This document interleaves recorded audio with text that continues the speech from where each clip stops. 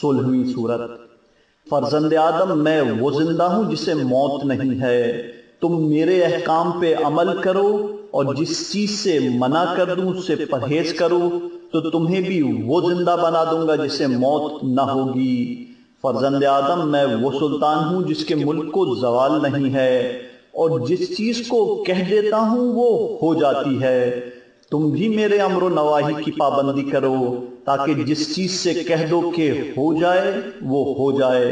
فرزند آدم اگر تمہاری باتیں چاشنی والی اور تمہارا عمل قبیح ہے تو تم منافقین کے سردار ہو، اور تمہارا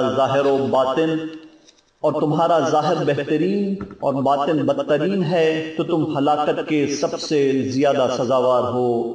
فرزند آدم کوئی شخص جنت میں قدم نہیں رکھ سکتا ہے جب تک میری عظمت کے سامنے سر نہ جھکائے، اور اپنے دن کو میری یاد میں نہ گزارے، اور اپنے نفس کو خواہشات سے روک نہ رکھے، اور غریبوں کو اپنا بھائی نہ سمجھے، اور مسکینوں سے ہمدردی نہ کرے، اور یتیموں کا احترام نہ کرے، اور ان کی خاطر مہربان باپ جیسا اور بیواؤں کے لیے ہمدرد شوہر جیسا نہ ہو جائے۔ جو بھی دنیا میں ایسا کردار پیدا کر لے گا میں اس کی آواز پر لبیک کہوں گا اور اس کے مطالبات کو عطا کروں گا۔